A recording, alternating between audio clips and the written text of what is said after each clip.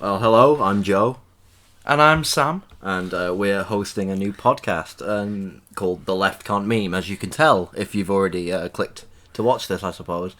It feels quite bizarre to actually be recording this now, It after is. how much we've talked about this. We have discussed it for a long time. We've been talking about this for a few about months. 2 months, I'd say. I'd say about 2 months. About 2 months since we properly were like, actually, yeah, let's start a podcast. A lot has gotten in the way of recording this podcast for the first time. Mainly Joe's own incompetence. Yeah, mainly me. Because I am, as a Marxist, perfect and never make any type of mistake. Yeah, well, I'd say the same about being a liberal. Well, of course you would, because you're a liberal, which is why you're always wrong. I mean, this is the kind of coalition that I support, though, between Labour and the Lib Dems, to be honest. It is the Rainbow Coalition. This is... It's been much... I reckon that if there's a Labour minority government, imagine, the Lib Dems are there as a kind of bigger third party. I reckon if they just appointed you as Labour leader and me as Lib Dem leader, we'd be able to work something out. Yeah, but that would require Labour and the Lib Dems to not both be entirely useless. Yeah, I think that's a bit of a long shot at the moment. I mean, that segment's actually quite well into what we're going to talk about today, which is primarily the Labour leadership election, and then which is massively exciting. Yeah, it's like the greatest event in geopolitics at the moment. A lot of people make this comparison when something goes wrong to a train wreck you can't look away from, and what I think this is looking at a train that is about, I don't know, a mile away from becoming a train wreck.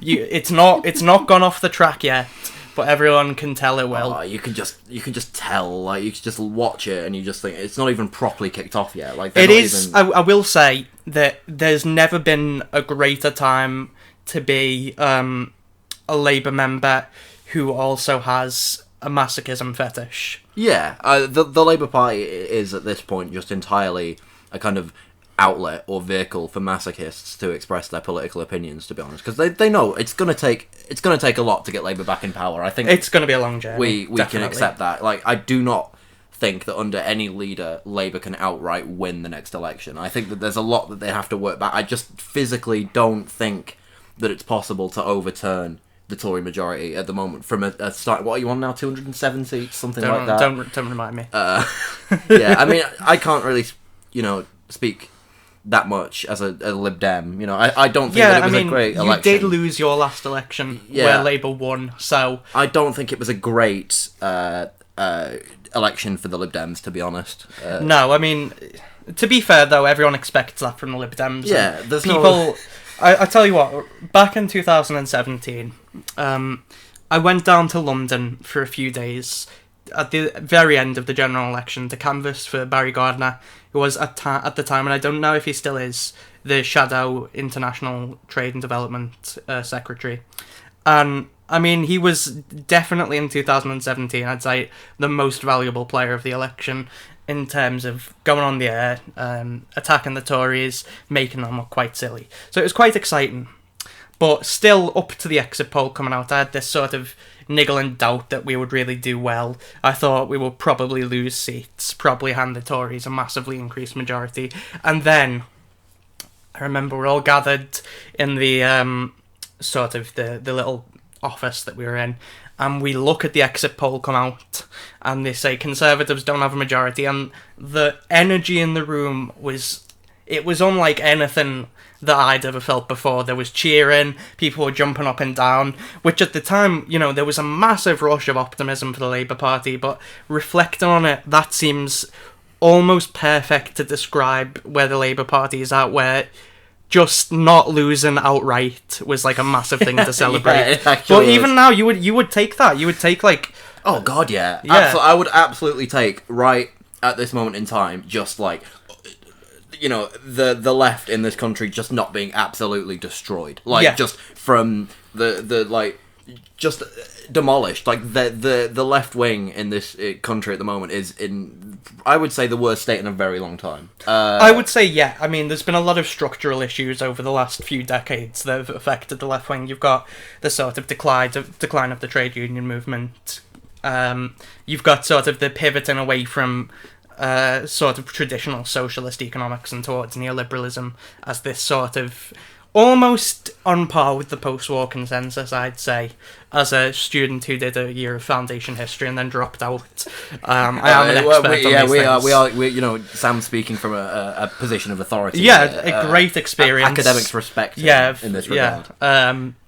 But I would say that we've been in worse states as a left wing, but we're definitely at a moment where it is make or break, and it seems to be leaning more towards break than make, to my mind. Yeah, it's not going well. No, and it could change.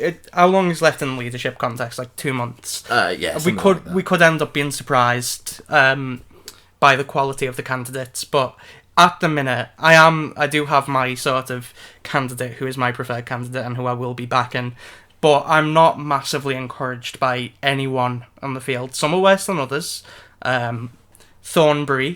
Thornbury. Emily Thornbury is the best politician of this decade. Definitely. I mean, if you think that after we lost an election because we told Brexiteers that they're all stupid, that telling them they're all stupid again is a bad idea. Well, electing someone who has actually patently said that Brexiteers are all stupid. Like, if you don't think that's a genius move, I've got no time for you. It's not as if, because everyone's for the last few months been like, oh, you know, Keir Starmer probably thinks Brexiteers are stupid or whatever. He was a big Remainer, but Emily Thornbury is like if you were to put Keir Starmer on steroids, right?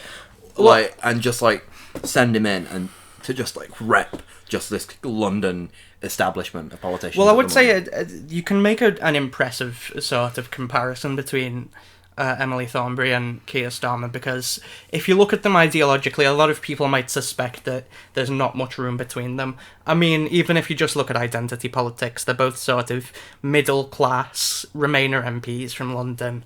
So if all you care about is the identity politics, you could almost say they're the same. I mean, there's a couple of differences. I mean, one's a man, one's a woman. But the thing that Keir Starmer has, which I think gets confused for being prime ministerial or being charismatic, is he has the ability to shut up and not say what he really thinks, which in some ways is an asset, and in other ways just makes you look slimy. And I think it could definitely, if he wins the leadership election, which, don't get me wrong, is a very real possibility, I think that'll definitely have contributed to it.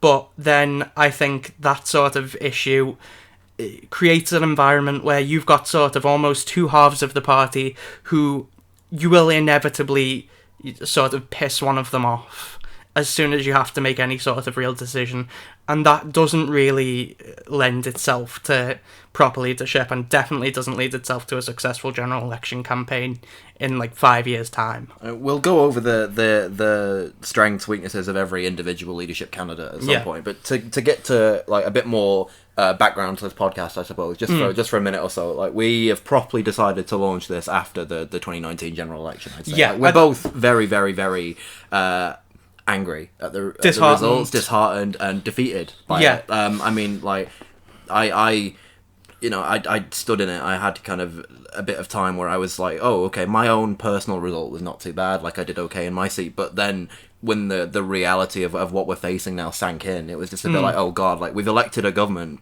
to sort Brexit out that is now in power for another 5 years. Like, there's a reshuffle coming, soon, like next week or something like that, and it is going to be quite something to see how this government actually takes shape post Brexit than it, like, as opposed to what it's been like so far. Because I mean, they've said that that there's going to be a difference between, you know, Brexit Boris Johnson, the Brexit cabinet, and the kind of, right, we've sorted Brexit, now we have to govern cabinet. But I would say that you can't really draw that much of a distinction between the two of them, because what they campaigned on was entirely get Brexit done. And in terms of a democratic mandate for them after Brexit, it doesn't exist. No, there isn't one. But they're in that position. They've got such a strong kind of majority now. Yeah, there's nothing that the left can do. Definitely for the next 5 years. There may be some limited form of damage control, but basically we're in this position now where, as electoral politics usually tends to trend towards, we've got, you know, one party that's completely in power and holds all the cards, and the rest of us are just sort of looking at them and saying, well, if we're very polite to you, will you please sort of not completely murder us, maybe just torture us a little bit? That's accurate. I mean, Yeah. that's electoral politics in the UK anyway. Well, I'd say in other countries as well, but I mean, there's obviously differences. There's I mean, differences. I mean, as a supporter of kind of proportional representation, I would definitely say that it's not ubiquitous, but yeah, proportional representation lends itself a bit more to kind of to compromise because you have to really. But Yeah. in electoral politics in the UK in particular, there is this kind of we've got a majority, we can do what we like. Which is how it lends itself, and that's what people support, and the people support people having do- a strong majority government that Yeah. can just do what people just like to kind of get on with things.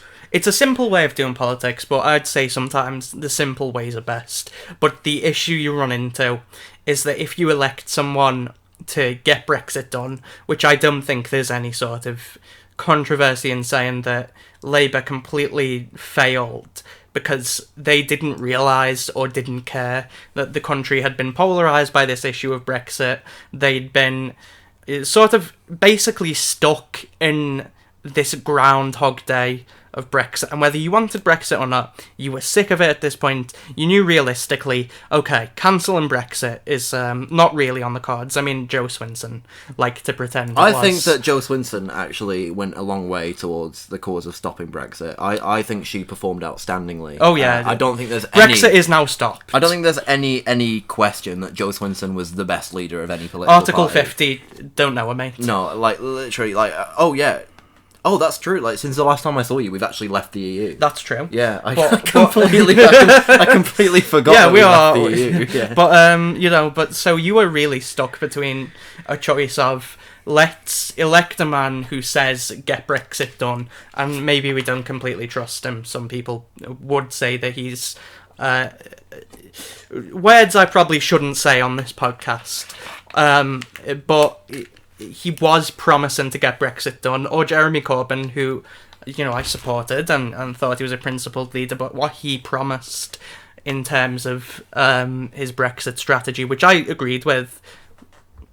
Have we just... Oh no, we're still going. It's Sorry, okay. yeah, we're not. This may surprise you to hear, but we haven't actually got like the most professional setup. and best setup. Actually, we're recording No. it in my bedroom, In your house.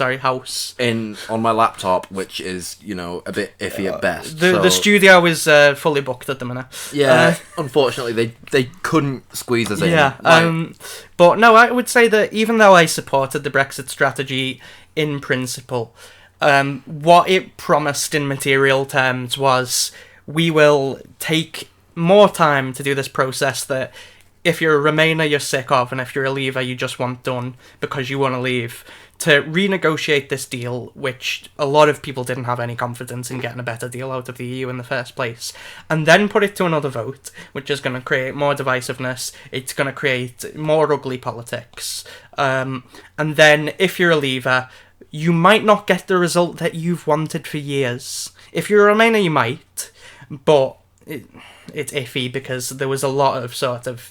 I know people like to say, oh, well, it seemed like the country was turning against Brexit, but we've had the 2017 election and sort of Labour and the Tories both did quite well. Obviously, Labour improved their position, the Tories lost out, but they were still in government. I don't know. I think that the 2017 election and the 2019 election were very, very, very different fundamentally. Well, yeah, I would say the big issue was the 2017 election, at least on the face of it, didn't appear to be a Brexit election. They tried making it. Theresa May definitely tried making it one, but Theresa May tried a lot of Brexit things. wasn't. Theresa May is the best prime minister. Yeah, I think, mean, that we've she's ever had. almost as good as Joe Swinson was. But I mean, the Brexit wasn't as imminent in No, 2017 as it has been, or as it was in Yeah. 2019. So there was more scope for Labour to talk about domestic politics and to push Which the we Tories. tried again, and it didn't really work out. You also benefited from having a completely just abysmal Conservative leader appealing to the country. We did. But I would say that people make that case, but as we went into the 2017 election, you still had all the media on the side of Theresa May. She still seemed at that point not Yeah. only a popular Prime Yeah, Minister, for sure. but a terrifying sort of Titan who would a destroy the Labour Party. heavyweight politician, which And she almost did. she almost did. She almost did. If a few days on that general election campaign, if a few things hadn't happened, she could have been in the position Boris Johnson's in now. They just should not have run that personal campaign. It's not the type of politics she's adept at. She has never lended herself to being this presidential figure. No. She's never seeked out to be this presidential figure, and people just thought, oh, she appears to be a strong leader. Why don't all the Tories thought she appears to be a strong leader? Why don't we focus it around her? Some of that was, again, identity politics, and I think a sort of veneer of misogyny, which was that we had Thatcher and whatever else you want to say about her. She was very strong-willed. She was formidable. Formidable. Yeah. And then the Tories elect a woman again, and I think there was a sort of hope that on their part that because the only other Tory leader that was a woman had been like this, Theresa May would be like that as well. Oh, she did get Thatcher comparisons a lot. Definitely, 100%. It's not even debatable that she was compared to Margaret Thatcher Massively. more than anyone But since Margaret Thatcher. And Margaret Thatcher was, if you look at the history of politics, I mean, in this country, definitely I would say a turning point for where we stopped looking at prime ministers as really the head of government and started to put them into this sort of quasi-head of state. Obviously, that's I think the shift Queen. Started properly with Thatcher. Yeah, definitely. I mean, there was the makings of it beforehand, but it was really... She exemplified it. I don't know, I think that she was more of a... She wasn't really the presidential... I think the first presidential prime minister we'd had was Tony Blair, yeah. But you could possibly argue the only proper presidential politician we've had, or prime minister we've had, is Tony Blair. I would say so. I would say Boris Johnson, I would think, is yeah, poised okay, to yeah, do that's the a good same. point, actually. I completely forgot that Boris Johnson was prime minister. Because Joe Swinson did so well. Yeah, but we've been talking about Theresa May, and I was just like, Yeah. oh, clearly this is 2007. Yeah, we all want to be back there. Yeah, we all want to be back when the Tories were... I mean, listen, I'll say this, that the 2018 summer was best for me, because we were still sort of riding high on that sort of wave of Labour can do anything. I was introduced to Strongbow Dark Fruits for the first time. Oh, well, of course. England was winning in the World Cup. Oh, yeah, 28... Really, in 2018? I was a late comer to it, to be honest. Yeah, that's a bit of a... That's 2017 vibe. I'd only just stopped drinking Blue Wickets, to be honest, so... Yeah, moving on. Like, obviously, you may not be able to tell this from the way Sam speaks, but he is actually a 14-year-old girl at a house party. It's true, it is. It is... comes as a shock to many people. Well, yeah, it's just... I put a sort of disguise on. I tried to pretend to be a sad, scouse man. 21-year-old man, but no, I am a 14-year-old girl at a house party, and I will forever be that. It's sort of metaphysical. But let's get back to politics. I mean, let's actually get to talking about the yeah. leadership contenders. Yeah. Because we've been going for 18 minutes just about random stuff, really. So who do you want to start with? Let's start with the almost guaranteed last place of this leadership election, if she even makes it onto the ballot. So Emily Thornberry, of course. The political titan of the Labour Party. And to be fair, after 2017, when Labour were riding high in the polls, Corbyn was doing quite well. I thought, or I truly believed that Emily Thornberry would be the next leader of the Labour Party. You know, I didn't necessarily think so, but I think she had the makings of a future leader of the Labour Party. Yeah. She was definitely being set up in a position where you could see it happening. She was the one who deputised for Jeremy Corbyn. I mean, she was Shadow First Prime Secretary of Minister questions. State. I mean, Labour had a deputy leader, obviously the wonderful and brilliant Tom Watson, but the beautiful man who yeah, but like did more to unite the party than anyone else. But regardless, I think she was definitely treated as the heir to Corbyn. This was before and she Rebecca had Long-Bailey. I would say she had a different coalition than Corbyn, obviously, even then. But I think it was seen as a viable coalition. Oh, definitely. I think that her sort of... Maybe her even entering the leadership race this time around is sort of running on the fumes of what she had. Oh, yeah. But I mean, I what I thought was going to happen was that Labour would get elected to government. Corbyn would have 3 or 4 years as Prime Minister, something like that, step down. Did you really think Jeremy Corbyn would be Prime Minister? I didn't ever properly think that Corbyn would be Prime Minister. But if it were to happen, this is how it would happen. At the time when it looked like Labour could win an election, I didn't think they would. There was a feeling of not quite inevitability, But I think the result of the 2017 election shocked so many people that, I mean, we just had Brexit, which shocked a lot of the political class. You had Donald Trump in the States, that shocked the political class. Before that, you had Bernie Sanders almost beating Hillary Clinton in the primaries. So, sort of, not just in the UK. There was a strong underdog current. Yeah, I think, exactly. across... And I think that actually is part of what hurt Corbyn in the 2019 election. Is that he'd sort of had his moment as the underdog. Yeah. And now, because he was seen as more possible to be leader, it was bizarrely, this sort of... He wasn't the underdog.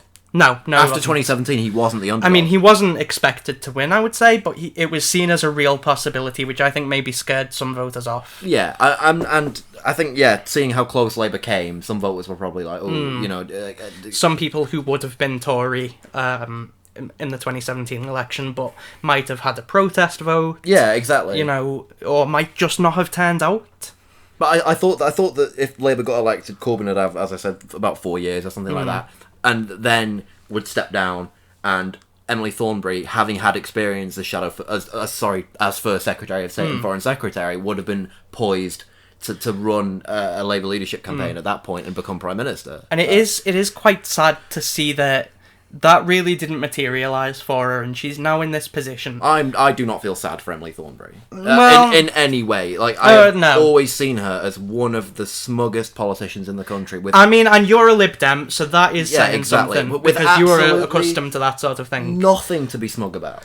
I would say she is the sort of example that you can point to for sort of soft left Labour politicians who sort of think they own the party no matter what. Yeah. In this state of sort of, well, I'm not quite a Blairite and not quite a Corbynite, and I'm the centre ground between the two big factions, and I'm the natural heir. the synthesis, if you want to look at it in terms of dialectics, but she sort of...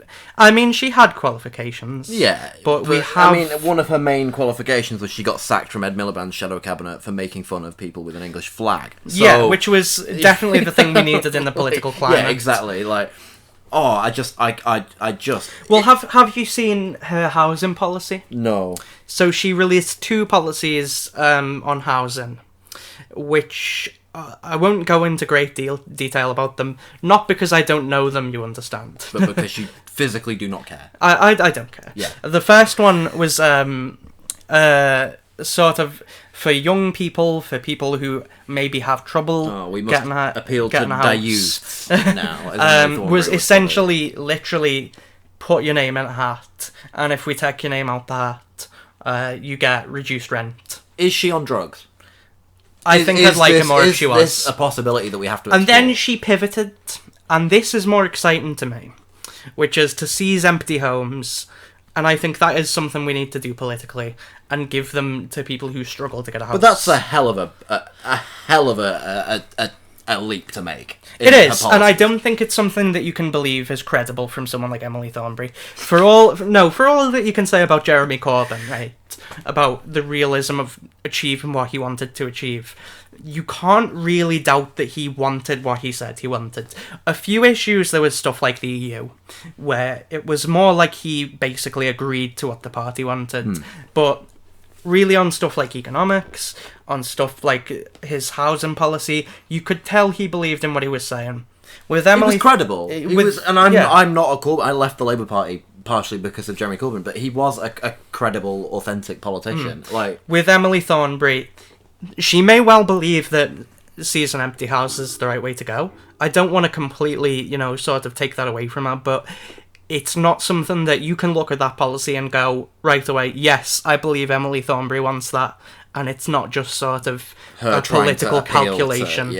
I mean, she's struggling to get on the ballot as we speak. I personally think that there is a likely chance that she will not be on the ballot for the leadership. I think there's a possibility that some places, some CLPs will jump in just to give her the opportunity. I mean, I think she at least for all that I properly, truly dislike her. I think she at least deserves to not be humiliated. I do think so. I think it would make for an interesting leadership conversation, because we do, as a party, need to have that conversation and look at all wings of the party. But she doesn't really have a wing of the party at this point. No, she doesn't. Every wing of the party is pretty much already represented by the candidates. Yeah, I mean, you've got... Other than the out-and-out Blairite moderates, I suppose. And Jess Phillips was sort of shaping up to... Oh, that's true. But she didn't. She dropped out. But even Keir Starmer, who's regarded as probably the most moderate... Probably the most moderate. I mean, if you add Emily Thornberry, the two of them are... Probably, you could have an argument about who's the most moderate, because Keir Starmer pays lip service to the left. Yeah, exactly. And I think that if he was leader, he would be able to have at least some credibility with the left. Well, I think that he would have some credibility with the left until he had to make a choice. You look at the sort of people he's got surrounding him, and it's a lot more Labour first, a lot less momentum, which might give you a clue how he would handle leadership. When he's leader, you can't continue to dither and delay. You need to at one point come down on a side. Well, you say that, but he was the sort of primary person in charge of the Brexit policy, which for a long time was don't pick a side, and even in the sort of end stages was, we won't really publicly back anything, we're just going to put it to a referendum. Yeah, but that wasn't the Labour leadership. No, he did not have any real kind of actual hard power within the Labour Party. He didn't have to make decisions that were about the Labour Party's internal mechanisms, about who to appoint to key staffing areas and stuff like that. And that's something that he will have to do. That he will have to appoint staff, and more than anything, the direction of the party. It's this sort of abstract, vague thing that people talk about without really knowing what it means. But we're in a crisis right now as a party. Oh yeah, because whatever else you can say about what we did well and what we didn't do well, the ground game we had was fantastic in certain places, especially in 2017. The people from Momentum behind us, we had excellent organisational skills. Now we're poised, whoever wins, really. I mean, probably if Rebecca Long-Bailey wins, not to do too badly with the Momentum types, but say Keir Starmer wins, do you see those sort of masses staying on our side of the party? No. Or would they get discouraged and drop out? I think that the kind of Momentum, properly left-wing part of the Labour Party eventually would get sick of Keir Starmer. And that's the issue. You look at that, right? And then if we lose that capacity to organise... Yeah, all Labour really has going for it at the moment as a result of this election is its ground game, is its dedicated supporters, the organisational skills. As much as I dislike Momentum, it is people like Momentum. Which if you look at Labour HQ, was in disarray.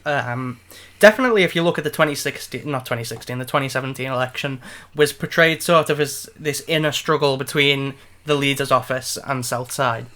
Southside, of course, being the party headquarters. And there was this sort of internal struggle. Should we target seats to attack, or should we try and defend seats? The leader's office wanted to go on the offensive. The South Side wanted a more defensive struggle. And we had issues with organisation even then. But I think that really came out to sort of shine in the 2019 election. Do you think? I think so. I think behind the scenes there were definitely arguments. There was definitely people whose disagreements and whose toxic attitudes got in the way of running a successful campaign. I don't know. I still think that you had that in a stronger way in 2017. I guess. But either way, in 2017... the grassroots support and organisational skills from ordinary members managed to make that up for us. In 2019, it didn't. That wasn't the case. But, I mean, these are all points that we should be saving, really, for when we talk about someone like Keir Starmer. I mean, to get back to Thornberry, I mean, I read a tweet of hers a few weeks ago now where she said... it was like I'm calling on other candidates to sign this pledge, and it was what she called a unity pledge. And it was... Basically, the gist of it was, I believe that I'm the best person to lead the Labour Party. Yeah. However, if polling and my colleagues thought otherwise, I would step down and allow someone else to take it up. Which is quite something, because it would make Emily Thornberry the shortest-serving leader of the Labour Party. It is pointing a gun at your own head. Yeah, because Emily Thornberry would absolutely, I think, categorically not be able to be supported by polling or by her colleagues. Even if you say, if you look at Jeremy Corbyn, he had this sort of. A lot of the media didn't like him. The Conservatives obviously didn't like him. A lot of people in his own party didn't like him. But once you get past the 2016 second leadership election, where he comes back on an increased mandate, you could... I mean, unless you're one of the sort of Alistair Campbells of the party, at that point you could have your disagreements with him. But there was no point in making a serious effort to remove him because it wasn't going to happen.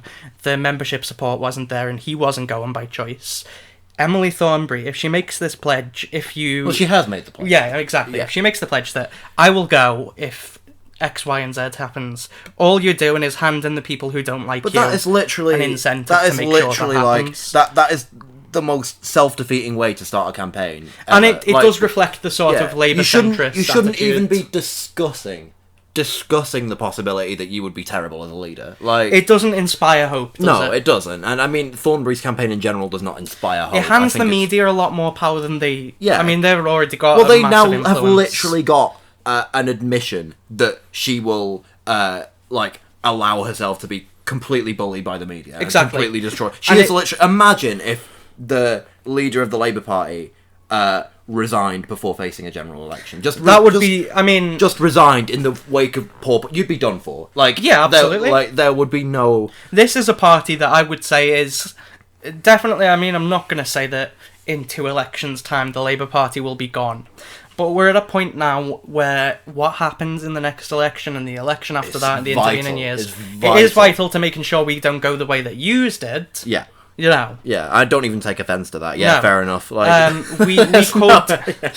I'm not the greatest proponent of what the Lib Dems are doing at the moment. In my constituency in Knowsley, there are still Liberal candidates, not Liberal Democrats. Oh, the Liberal Party, the original Liberal Party. So the original Liberal Party. Maybe they'll make a comeback and replace Labour as the. Can you imagine? The Lib Dems. Imagine. The Lib Dems are still the sort of perpetual third largest party, obviously, if you ignore the SNP. But the Liberals, like the original, if you want to say Liberal Party, comes back. I think it's at the point now where I wouldn't even bat an eyelid if that happened. Just the amount of stuff going on in politics at the moment. I would say that if you look at politics in this country for the last, say, 5 years, it is just like a really bad trip.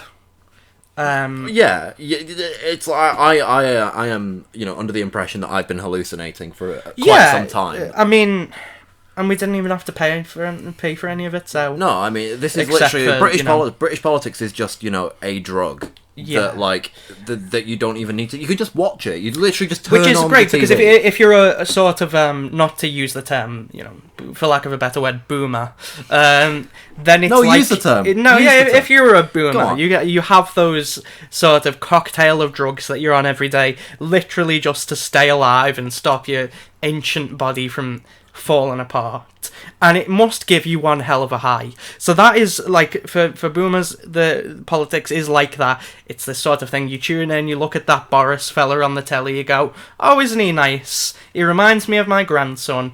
And then I think we might be doing politics wrong by actually being invested in it. I feel like if we were to just actually take a seat back, and just occasionally just turn the TV on, and just watch the kind of cacophony of just. But for your Zoomers and your millennials, it is a lot more like you're at a festival and you bought this strange looking tablet that's all crumbly for £5 off this shady guy. You took it and now you can't tell if it's been an hour or a year. You're just it's having stuck. A whale It doesn't seem to be ending. No, I would say you're not having a whale of a time. You're in a bad trip. You're in a bad trip. You I don't know. I think it really depends whether you're actually invested in what's going on. No, you're right. And that is the best way to observe politics, is at least electoral politics, is to recognise that whatever happens, it is just a big joke that is always on you. The thing about this to get back to it, Unity Pledge that Thornberry signed is she has been a close ally of Jeremy Corbyn, or at least used to be a close ally of Jeremy Corbyn. So what is she doing? She's being hypocritical by saying I would stand aside if Polling and my colleagues said I wasn't the best person to lead, because what did Corbyn have for the first That's true. 2 years of his leadership That of the is Labour true, Party? but what you was have to abysmal recognise- polling, and his colleagues literally, like, the NEC of the Labour Party, the National Executive Committee, had to rule that Corbyn could be automatically allowed on the ballot. Well, for the what you leadership have to election, because recognise, he had though- that little support. What you among have to recognise Labour is MPs. that Labour MPs and the Labour membership are not the same. Oh, no, of course. You've got people like Emily Thornberry. But she's not saying privately though, she would have disagreed with Jeremy Corbyn. Yeah, but The she's issue- not. She's not saying I will step down if the Labour membership says I can't. Well, do the my job. issue She's is saying though I will she step down if Labour she, MPs say I she can't did do have my a job. fundamental disagreement, I would say, with how Labour MPs, or sorry, how the Labour leadership was doing politics.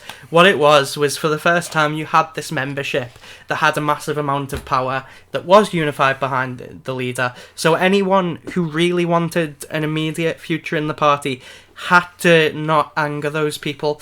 I would say this was definitely borne out in 2017. Yeah, that's a fair point. But then in 2019, Jeremy Corbyn's gone. This is probably the Labour moderates see as their moment But to break away from the sort of stranglehold they've been put in. Even if Thornberry didn't think it, or didn't think privately that Corbyn was the best person to do the job, she still, that is the public image that she put out. Did Like, anyone believe it, though? I literally was a Labour member at the time of the 2016 leadership election, and I cannot remember seeing absolutely anything at all from Emily Thornberry at the time. So, That's true. I mean, like, I don't think that there's a grand kind of... well, I mean, what we have to realise just from the start of it is that we are very much in the minority of actually being interested in politics compared to That's the wider true, and it electorate. is, to borrow a phrase from a certain other podcast, being interested in politics is a mental health issue. Yeah, but the wider public is not going to look at Emily Thornberry's, Unity Pledge, if it ever came up, or something like that, and go, "Oh, actually, to put my thinking cap on, I don't know if she really was like." Yeah, like, I guess you're people right. they don't care. Like, Yeah, but there is a sort of thing that I think British people, rightly or wrongly, pride themselves on, which is being able to sniff out when someone's being inauthentic. Which, now that I'm thinking about it, we did just elect Boris Johnson. I was literally just about to say you have just elected Boris. Well, not me. Johnson. Don't blame me. But I mean, because obviously the huge audience that this podcast has, we're talking to a lot of the British people right now. Yeah, I mean, this is a massive.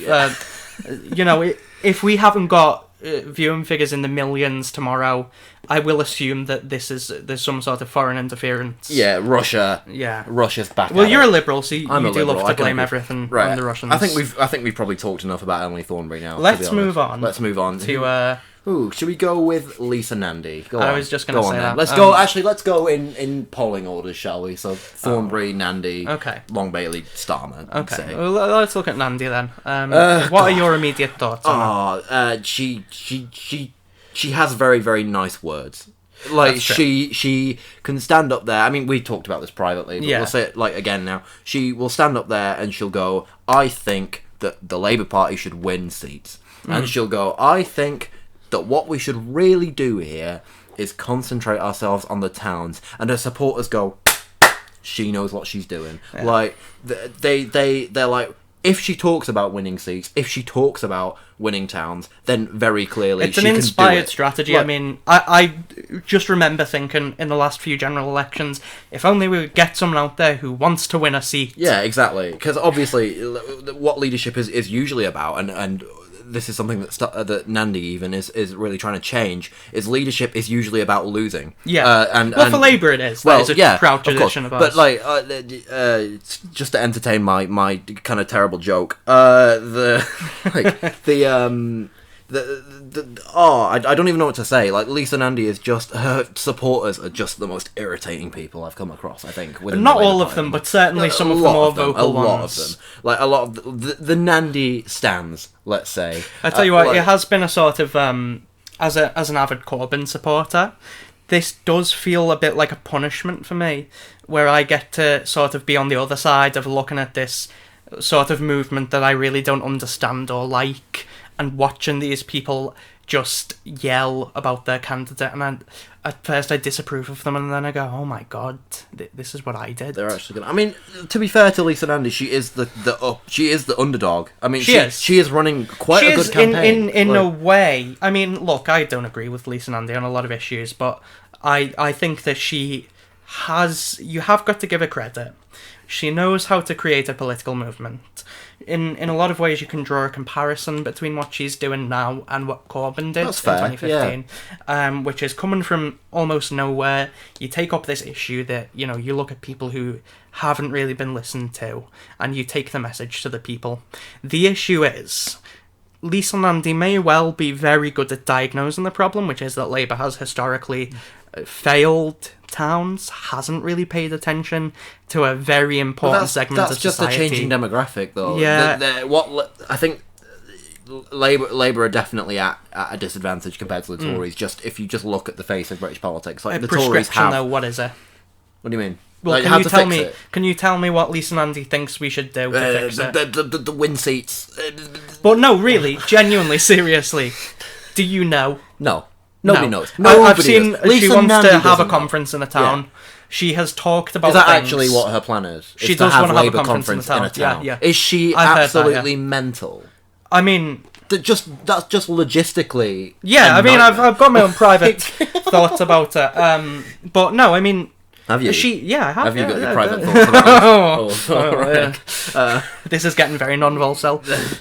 But I don't know. I don't think Lisa Nandy really knows what she's doing. No, I think she knows what she's doing. No, I don't think anyone else does. I don't think she knows what her strategy to win towns is. Let's say. Let's say that. I mean, but it is a thing that this has been her issue, that she has talked about for years and years. She runs the Centre for Towns, doesn't she? But what have her? I mean, but what have they done? Exactly. What have you seen the Centre for Towns do? If she is so good at fixing this issue, she should be able to come in and campaign on that. Yeah, but she should say, this is the list of policies I've laid out that you already know about, or at least I already know about, that we've got prepared because of our work, that we're going to put to the people, which will win us back seats in towns. She may well have a fantastic policy programme, but I don't know what it is. No, but the first I ever heard of the Centre for Towns, this organisation she runs, was Centre for Towns chair Lisa Nandy runs for Labour leadership. Like, the first I'd heard of this organisation was when she started talking about it. To be fair, she has been talking about it a lot. Yeah, but not in any public way. But she's not had it. Well, I would say it is public, but it's not been. Yeah, but people don't know. Yeah, I mean, again, you get back to this issue of where people who are interested in politics. Yeah. The vast majority of people haven't heard of Lisa Nandy, and if they have, they don't know what. But I study politics. I was a member of the Labour Party. I'm a member of the Lib Dems. I keep my eye on what the Labour Party is doing. I'm politically on the left, and I had never heard of. Somewhat disagree on that. Well, I would say that I'm at least in the Overton window of the UK. I'm politically on the left. Fair enough. The Centre for Towns and Lisa Nandy is just I do not know what she's like. What she's thinking in terms of... I've heard some pretty words from her. I've heard... exactly. But that's it. She's all talk at this moment. I think she has the potential. I don't think she would be a terrible leader for the Labour Party. I don't think so. I really don't. But that really, really massively depends on whether she does actually have a plan. I think I've seen her talk about things like this is a distinction she drew, which I do agree with, which was that, you know, the last Labour government brought in Sure Start centres. It was fantastic, but it was a top-down approach to politics, where once the Tories got in, you know, they went. Whereas you have energy cooperatives that are still around because they're maintained by the membership of, you know, the people inside them, who it's created a sort of incentive for these people to fight for what is local and what is theirs. But she doesn't seem to have an actual sort of idea of how to expand on that. She's got certain ideas which were borrowed from the last manifesto, but she hasn't got, to what I've seen, anything new. And I would say that, you know, this is obviously coming from a place of at least some level of ignorance, but voters are ignorant. They don't, you know, you have to tell them. You can't expect them to look up what you're going to do. You have to make the case to them. I think, to be fair, there's not that much more to talk about with Lisa Nandy. Well, I would say I'll bring one thing up, which has been a sort of hotly contested thing, was the Catalonia issue. And how aware of you of this? I am I've absolutely got zero awareness. So Okay. tell me, Okay. as if I'm learning it for the first time, because I am, and Okay, I will give you my response. So she went on, was it Andrew Moore or Andrew Neil? Which one's the scary one? Andrew Neil. Yeah, Andrew Neil. You can see I'm a genius. The very, very scary Yeah, one is Andrew Neil. Yeah, she went on Andrew Neil to discuss sort of a broad range of issues. And one of the large ones, which will be an issue for any Labour leader, is how do you deal with Scottish nationalism, right? And what she said was, as a party, we need to look at other countries where they've dealt with this sort of divisive nationalism. Oh, I did see this. Okay. I did see this, Okay. yeah. And combat that, And what she gave as an example was look at places like Quebec and Canada and look at how it's been dealt with in Catalonia as well, which obviously, right away, especially in Scottish nationalist circles, drew the fire from people who were saying, oh, well, it's been very violent. Well, of course, because it's it state is repression. a stupid comment for her to make. Yeah, but then she wrote back and she said, well, what it was, and clarified her position, and said this has been willfully sort of twisted by Scottish nationalists, was that what she actually meant was look at the way that peaceful left-wing Spanish politicians have dealt with nationalism. What? But they haven't. They haven't? And not only are they not very successful... Spain has a left-wing government at the moment that has not... That has continued the same Policy policies of towards repression, yeah. Catalonia as the previous right-wing government did. Yeah. Like, What? Now, what I would say about that is Lisa Nandy, she's not a media darling, certainly, and I think she's got a lot of stuff A behind her. lot of training. She needs a lot of training. But she has gotten some fairly, softball questions. You could discuss that. I mean, this was an unforced error. And when whoever the next Labour leader is goes into a general election, they will have the entire media to contend with, who will be hitting them with smears. They will be hitting them with hardball questions, gotcha questions. Now, if you make an unforced error like that, when no one made you sort of bring up this issue, and it causes trouble for you, how are you going to stand up to the level of pressure that's going to be demanded of you? There's also the fact that Labour need to win Scotland. Yeah. Labour are not going to form a government. Making this sort of error right now, it's not going to be It's not what's conducive to needed. that. It plays directly into the hands of the SNP and to Nicola Absolutely. Sturgeon. No, I don't want to go to a sort of place. I'm very aware that we're two white men who are talking about politics, and now I mean, that's what Yeah. obviously the world needs more. yeah, and twice now we've sort of downplayed the sort of skills of female politicians. Don't you worry. No, we will absolutely rip into Keir Starmer.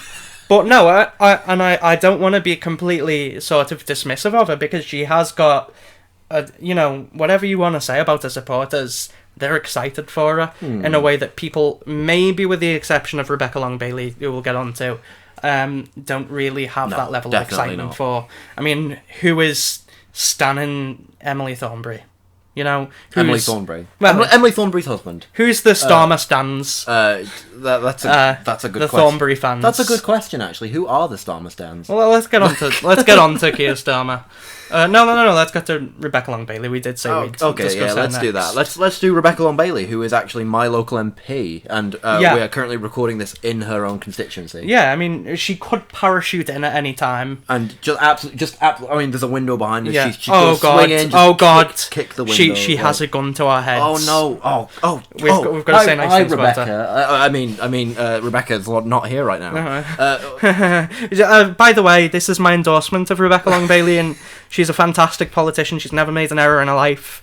Not Emily Thornberry. I mean, they're both as uninspiring as each other, but Rebecca. I disagree on that. No, I would also disagree with that. I would say that Rebecca Long-Bailey is at least a bit more inspiring than Emily Thornberry. But I mean, I was at the count, obviously, because where they had the count for where I was standing and the count for Salford and Eccles, which is Long-Bailey's seat, they were in the same place. Mm-hmm. So you had one kind of half of the room that was dedicated to Worsley and Eccles South, which is the seat I stood in, and you had one side of the room dedicated to Salford and Eccles. When the results were declared, I waited around, because mine were declared first, and then about 10-15 minutes after hers was declared. And I waited around because I was like, obviously, I had a friend in the Lib Dems who was standing, but I mean, I was like, oh, this is interesting. Labour have just suffered like what is basically their worst election result ever. Like their worst election result since the in 30s. living memory. Yeah, definitely. in living memory. Other than the odd, like, 90-year-old you'll get, who'll be like, oh, actually... Yeah, though, well, 90-year-olds are the target demographic of this podcast. But so I was waiting, because I was like, oh, you know, Labour have suffered this cataclysmic defeat, and this is a speech from who is possibly going to be the next leader of the Labour Party. She's almost definitely going to stand, at least. Yeah. I was thinking at the time. And so I waited, I was expecting to hear this kind of rousing speech, a rousing kind of attack on the Tories, a rousing we will recover, and instead she stood there and delivered a speech in one of the most monotone voices I've ever heard from a To politician. be fair, you can't expect someone who's just gone through that sort of battering to... She didn't get battered, though, in her own seat. I think she was a hardcore believer of the project. She was, but... This is going to be massively damaging. But what you to morale. expect from a politician at that point is kind of like, we will recover, Yeah, that's we will definitely come. not. You need the kind of fighting spirit. That's not what And she does well she, with, She did definitely. not do that at all. She No. just stood there, and even when she did attack the Tories on issues like homelessness, it just didn't sound very, very convincing. Yeah, it's the number one issue we're going to have. Whatever you say about Jeremy Corbyn, when he was out campaigning and talking to people, that's where he really shone. He could rile up a crowd. He could rile For up a crowd. sure. I remember... John McDonnell as well. He did a speech Definitely John McDonnell in York in the 2017 election, which is actually quite well known now. He was supporting Rachel Maskell, the MP for York Central, and when her I think something broke and she couldn't speak or something like that, or the microphone wasn't connected. Oh yeah, when I remember he this, picked up the amp or the speaker or Yeah. whatever it's called and held it there by her side as she was speaking, and it was badass. Yeah, it Let's, was. like I'm gonna I mean, say it. Like it was. I remember, it was absolutely. It was metal. Jeremy Like, Corbyn he had this sort of thing that you could say maybe borrowed from Bernie Sanders when he sort of did his populist relaunch, which was, seems like a lifetime ago now. But I remember reading about after 2016 the leadership election, that populist relaunch, and being like, oh god. But it actually worked. It worked. To in a way that everyone's surprise, I think it worked. It was something I supported, don't get me wrong. I looked at that and I thought, this is what we need to do. What I didn't look at it and think was, we're going to be successful. At the time, I was sort of more of a liberal than I am now. I look back at my opinions back then and sort of shudder anyway. But no, I think that I look at my opinions now and shudder. I'm a Lib Dem. Yeah, you should have, aside from... I'm a Catholic. So I know what it feels to be perpetually guilty and, hate myself on a very deep level. And so are you, because you're a Lib Dem. Yeah, exactly. They're basically comparable. Yeah. I'm both Catholics and Lib Dems, hate gays. Oh, God. Let's not get into that right now. There will be plenty of time in this podcast in the future to absolutely roast the Lib Dems. Yeah. As we've already But now we're started. roasting your party, Sam. Okay, We're roasting your party. I'm just trying to get away from the slaughter. But no, and I would say that, she has this sort of... If you want to look at the strengths of each candidate, you cannot discount that Rebecca Long-Bailey is a policy powerhouse. She can look at an issue. She can write a diagnosis for it. Yeah. She can prescribe a cure. She knows her stuff. This is the tragedy of the leadership election, right? Now, this is what I thought was going to happen. When Corbyn lost, I thought, okay, I've got my candidate picked out. I know what's going to happen. I support Angela Rayner. Now, politically, we all wanted Angela Rayner to politically, I'm not on Angela Rayner's side on a wide range of issues. She's definitely more to the right than I am. I'm a literal communist, so you can say that of any member of the Labour Party. But definitely, I'm on the Labour left. She maybe not so much. But she's inspiring. She is inspiring. She has that sort of grit. Has such a good background. Grit. She has a background that is, and she sounds... It's an inspiring story. Crucially with Angela Rayner, it isn't just that she has a background of not being very well off. Yeah. It's that she sounds exactly. Like she doesn't now have you have this identity politics thing, which on its own can be sort of vapid and not very helpful. But it can work. But when you have that lived experience, if you can translate that into talking to people... I think that the thing with identity politics is that it actually needs to be backed up by substance. You can't almost all policy... Almost all politics is on some level identity politics. Yeah. But, no, you have to have a blend of material politics. Exactly. You have to have that look and sound. And that was something Angela Rayner was very good at. And now, obviously, they're sort of supporting each other. Angela Rayner in the deputy leadership They are really good friends. though. They're to good be friends, fair. and they would make a good team. But the tragedy of this election is that it wasn't swapped around the other way. Really Now, should, because you Rebecca Long Bailey as a deputy leader who can actually have that time not in the public eye, not in the public eye at all. Really, Yeah. nobody knows who the Labour deputy. Well, people do because Exactly. No, yeah, but the thing is, you have my main hope, and I'll say this very briefly because I'm aware we've gone on a few tangents now. But my main hope is that whoever the next Labour deputy leader is, they shut up for 4 years, because my God, was it horrible to hear a almost said some words I shouldn't have then. A deputy leader who didn't know when to stop talking. Right? No, but That he was- thought he had a God-given right to talk. He was like us. He was a white man. He Yeah. wanted to. Actually, there's a lot of comparisons sound. between us and Tom Watson. There is, and it's making me uncomfortable. But no, I mean, but listen, this is the sort of thing that I would have killed for to have going into this leadership election. Is Angela Rayner as leader, right? And Rebecca Long Bailey as her deputy leader. Now, Rebecca Long Bailey can work on policy behind the scenes. She can bring up the sort of evidence-based solutions that we need. She gives that to to Angela Rayner. And Angela Rayner takes that and she sells that to the people, and she can combine the sort of policy and relate it to her own personal experiences in a way that I am not confident that well, I've lost my train of thought now. She could relate her sort of experiences to the policies that she's suggesting. Now, maybe Rebecca Long Bailey will surprise us, and let's be honest, cards on the table. Jeremy Corbyn was not the same leader at the end that he was at the start. No. He improved on a lot of things. Yeah.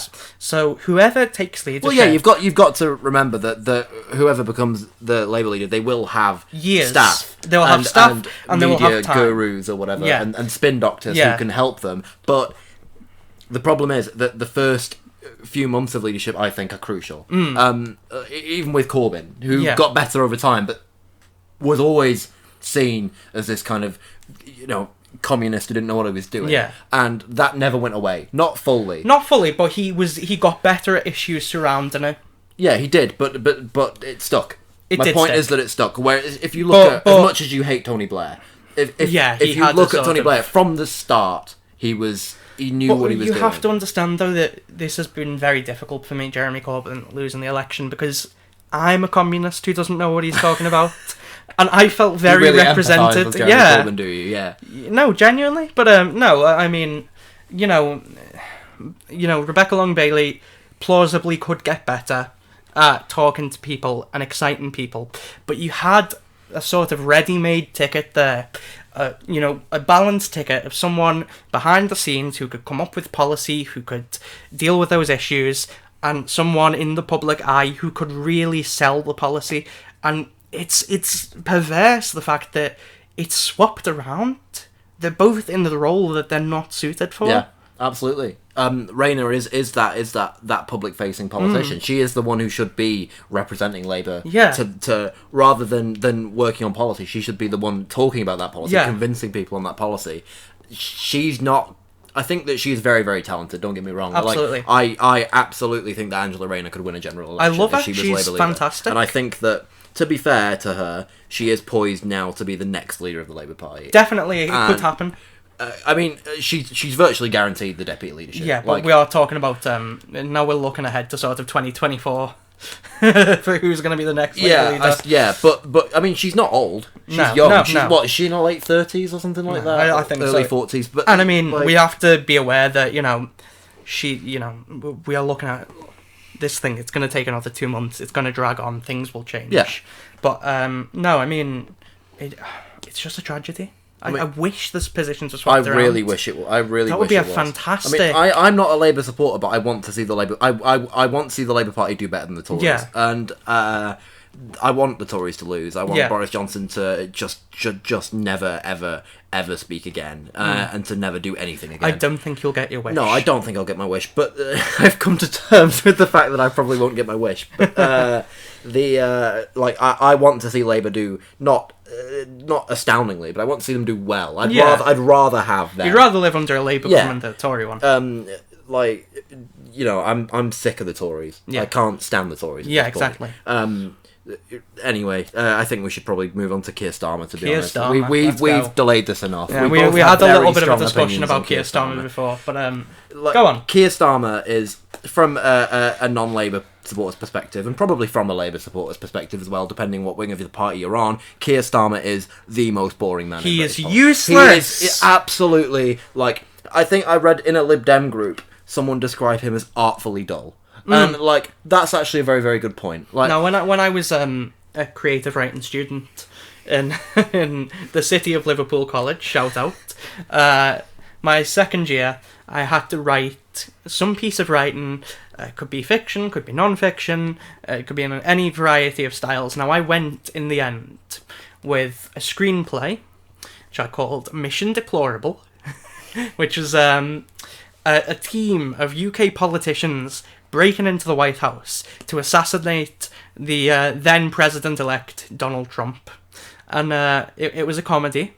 And at one point, the sort of ploy that they used to enter the White House was they went up to two security guards and called Gordon Brown and gave the phone over to the security guards, and Gordon Brown talked the men to sleep. And that was satire. Now, that could be a real scene. That would be reality. That would be reality under with Keir Starmer, yeah. But he is. I mean, from a Lib Dem perspective, I may, not think he's anything special whatsoever. But And that's a Lib Dem talker. yeah, but I mean, yeah, exactly. But he is literally like his entire political appeal to me. It seems at this point comes from the fact that he's a man. He's in his 40s. He's white. And he's got nice hair. Yeah, he's southern, he was a lawyer, he has that middle class appeal. Now, I think at least some people think he's got nice hair. My own opinion on Keir Starmer's hair. I'll say this. A friend of mine sort of used to work for Emma Hardy, who, by the way, shout out to her, I think she should be the next Shadow Education Secretary. And she was Keir Starmer's parliamentary private secretary.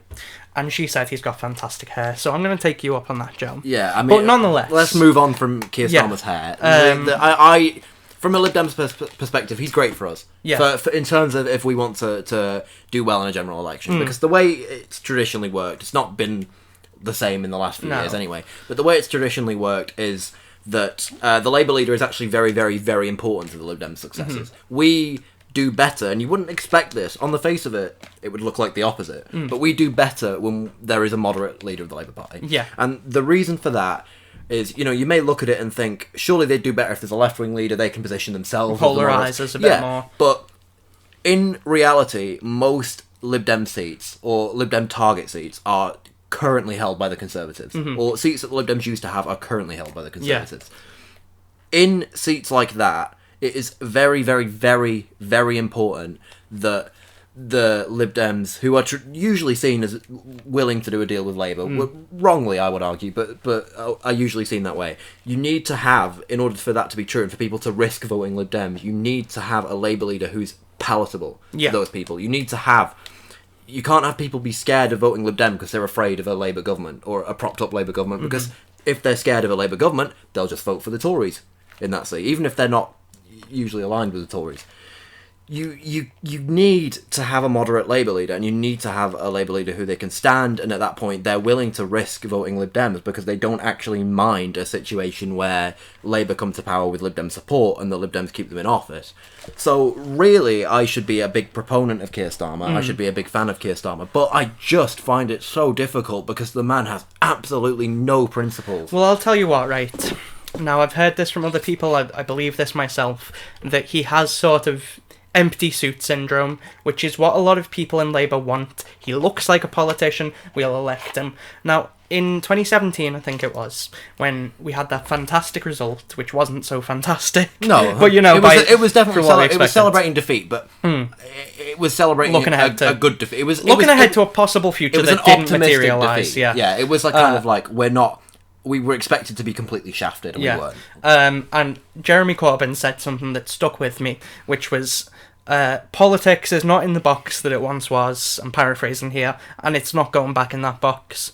And I think the appeal of Keir Starmer is to sort of centrists and moderates and liberals who look at the issues in this country, and their sort of pet political issue isn't, say, kids sleeping rough on the street. It's not even necessarily the realities of Brexit. It's just that we don't talk about politics like we used to. It's not civil. Everyone's angry at each Everyone's other. angry. Yeah. Politics is so polarised at the moment. Yeah, but that's the thing. People talk about this, and it is an issue, but it's not a material issue.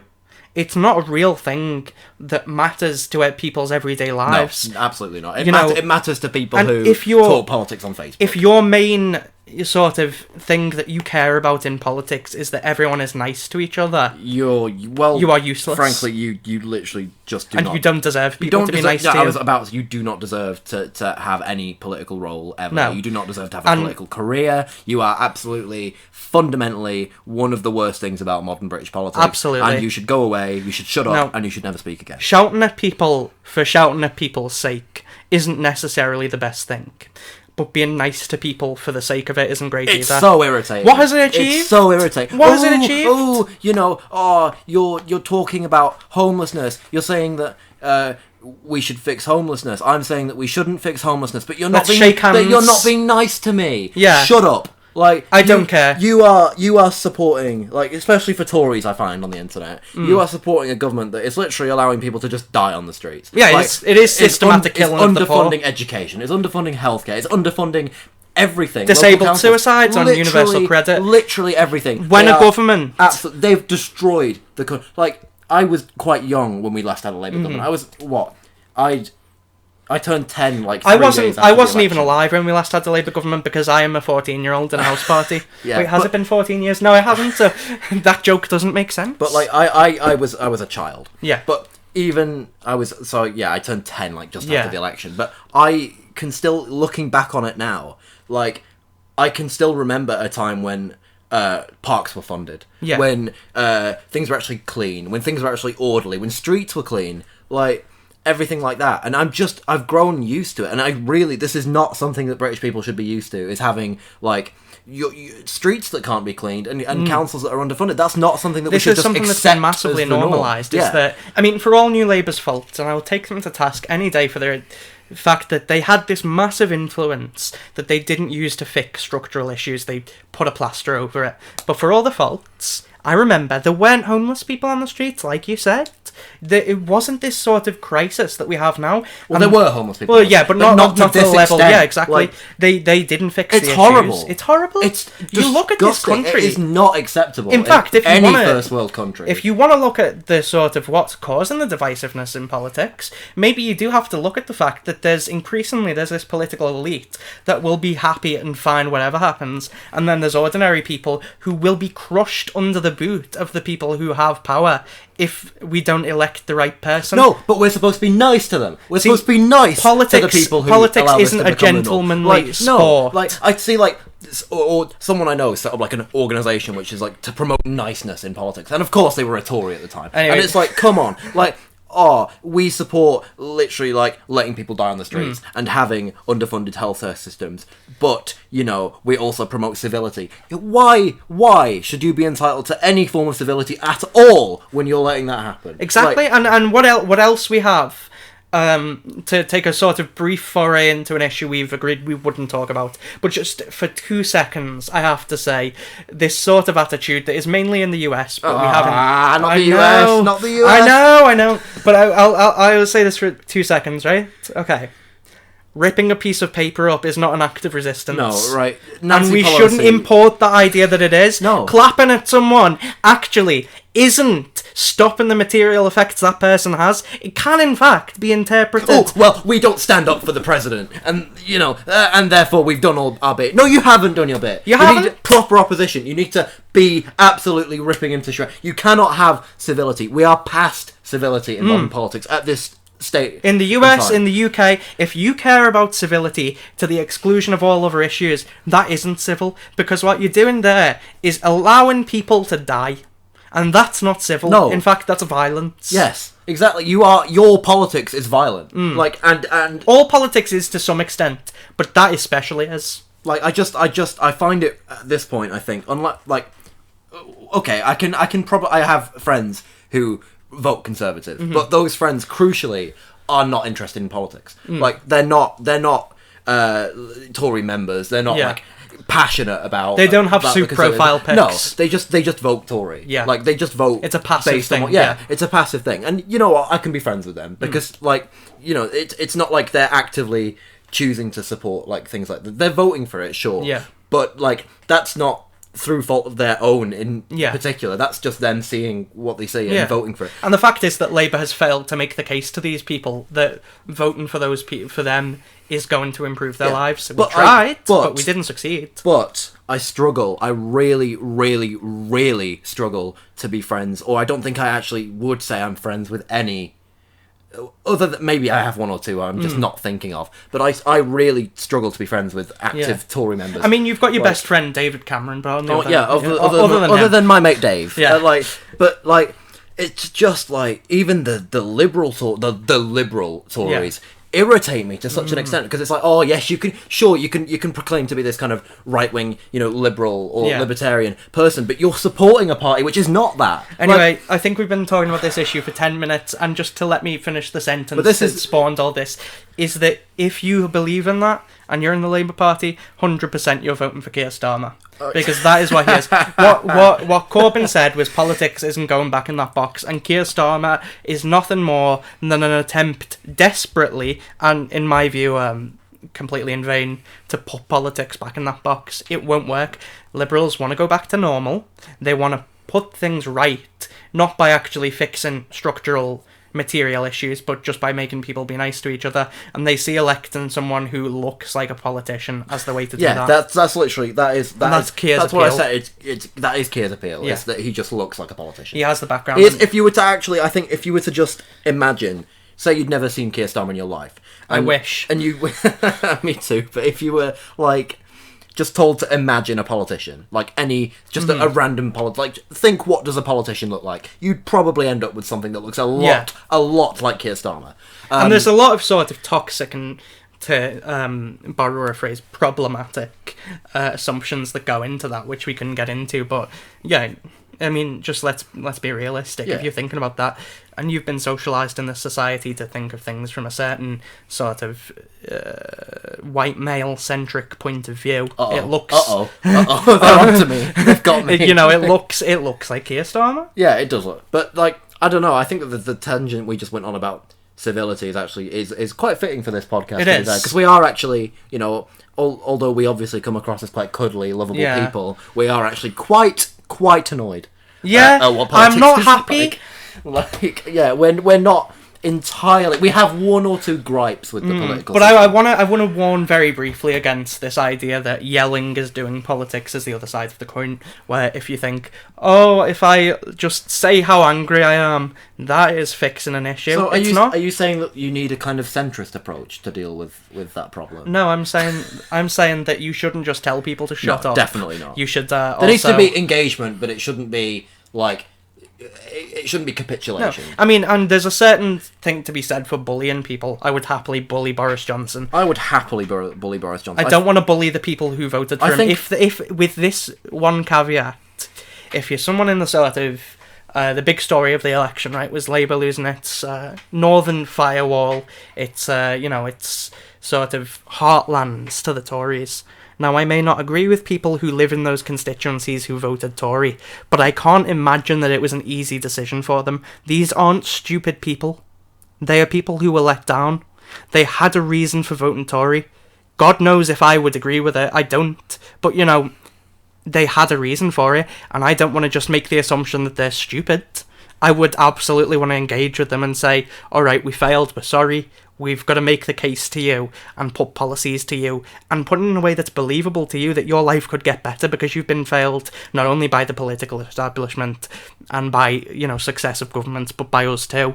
I don't want to tell them they're stupid. No. But, you know, if you are someone who is just a Tory through and through, you've got blue blood, and you just do this because politics is a game to you, and daddy has money. Because you can afford politics to be a game to you. Because you're not because what happens in politics doesn't really. Yeah, I would meaningfully throw a affect brick at your you. life. Like I don't want to like.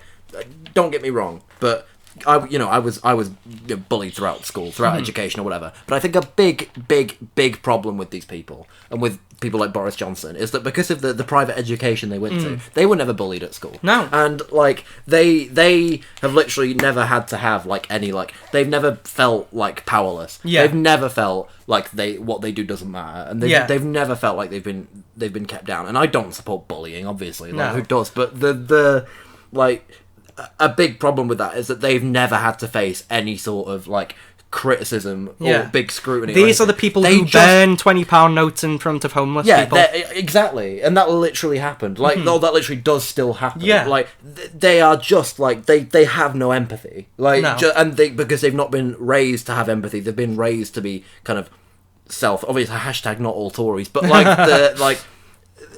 I think that's a big problem. I genuinely just do. Like they have always felt entitled to rule, and they've never had to face any proper criticism. And I mean, as a proper Marxist, I do support the Labour Party in that I think that there are means to an end, which is to move the Overton window left. I know you won't agree with me that this is the goal that we should be aiming for, but personally, I don't know. I think it probably should. Move the Overton window to the left, take the boot off the union's throats, and in that way, you create the conditions for a more sort of activist or just person-led real revolution, which replaces electoral politics, which changes politics, and eventually leads away to a socialist utopia.